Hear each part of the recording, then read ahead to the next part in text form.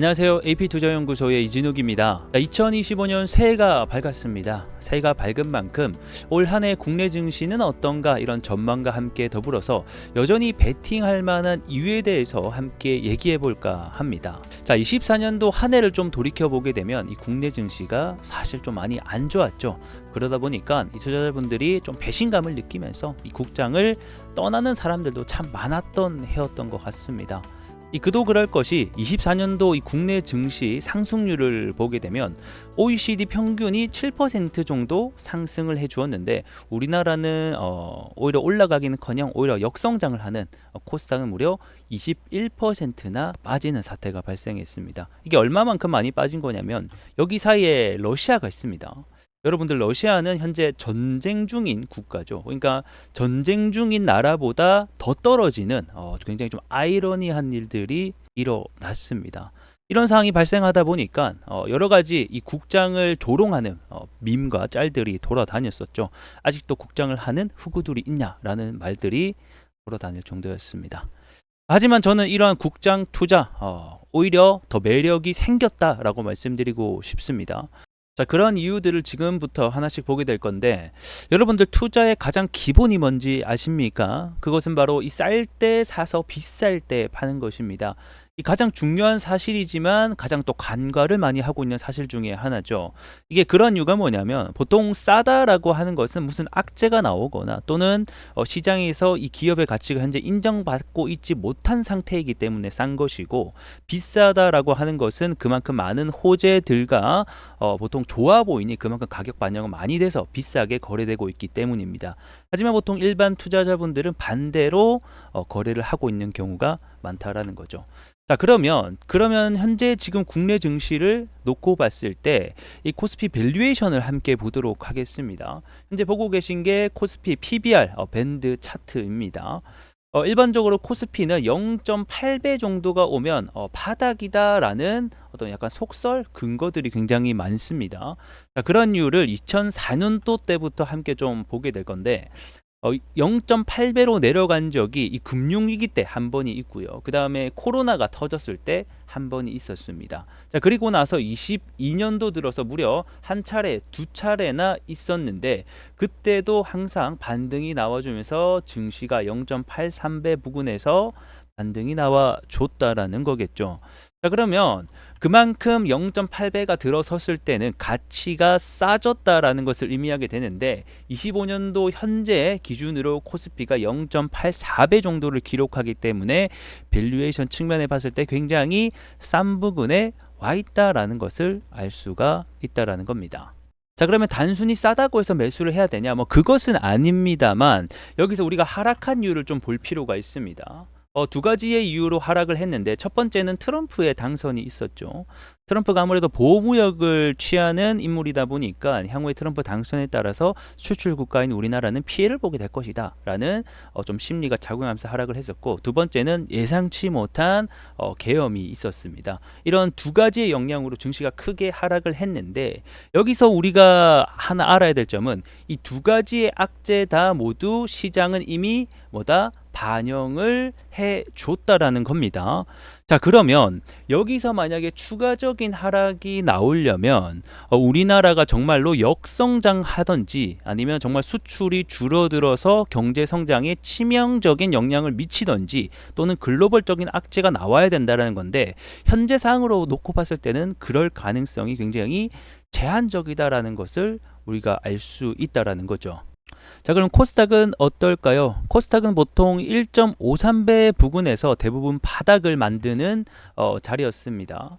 이 코로나가 발생했던 시기도 1.49배, 거의 1.5배를 지켜주고 또다시 한번 반등이 나왔었는데요.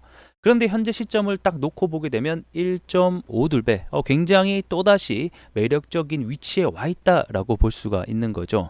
그래서 최근에 이 미증시가 조정을 받아도 코스닥이 오르는 이런 디커플링 현상이 나타나고 있는데 그런 이유도 현재 우리나라 코스닥 증시가 굉장히 매력적인 구간에 와 있기 때문에 현재 반등이 나오고 있는 상태다라고 보시면 될 것 같습니다.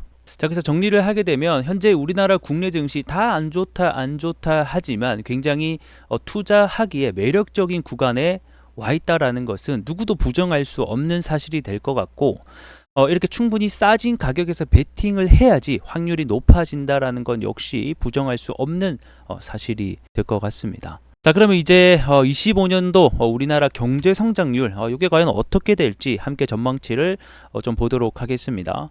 자, 24년 연간 GDP 성장률이 2.5%로 마감을 했고 25년도 예상 전망치는 현재 2.1%로 전망이 되고 있습니다. 그래서 24년보다는 조금 떨어지는 전망치를 보여주고 있긴 한데, 이게 그런 이유가 사실 24년도는 굉장히 큰 이벤트가 발생을 했었어요.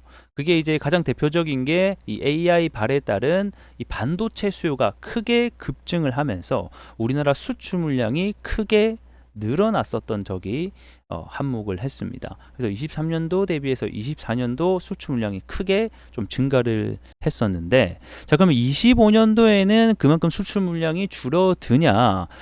사실 뭐 줄어들긴 합니다. 하지만 우리가 막 걱정할 정도는 현재는 아니다라고 보고 있는데, 여전히 수출 물량은 이 AI 기술 확산으로 인해서 수요가 확대될 것으로 전망이 되고 있습니다. 하지만 24년도에 너무 물량이 급격하게 급증을 하다 보니까 그 증가세가 24년도 대비해서 둔화될 것이다 라는 정도로 보시면 좋을 것 같습니다. 그래서 반도체 수출 부분을 함께 보게 되면 24년도 한국 반도체 수출이 이 초록색 선인데 크게 올라가는 모습을 볼 수가 있었고, 25년도 역시 세계 반도체 매출이 좀 증가를 하고 있기 때문에 여전히 같이 올라갈 것이다. 하지만 24년도 큰 폭으로 증가했던 만큼은 올라가지 않을 것이다 라는 것을 확인해 볼 수 있을 것 같습니다. 자, 그러면 이 상반기까지는 뭐 미국 금리 문제랑 뭐 관세 정책으로 인해서 이 국내 이익 추정치가 줄어들 수는 있지만, 상반기가 지난 시점부터는 뭐 트럼프의 자국 감세 정책과 함께 더불어서 우리나라의 수출 기회를 더불어서 좀 이익이 늘어날 것으로 보고 있다라고 보시면 좋을 것 같습니다. 자, 그리고 또 하나 우리가 투자를 준비해야 되는 이유가 있는데, 자, 여러분들은 투자를 언제 시작하는 게, 그리고 언제 하는 게 가장 좋다라고 생각을 하십니까? 저는 이 큰 산업의 패러다임의 변화가 일어났을 때 굉장히 큰 투자의 기회가 온다라고 생각을 합니다. 자, 그러면 이런 산업의 패러다임이 변하는 시기에 과연 어떤 기회가 있었는지부터 함께 살펴보도록 하겠습니다.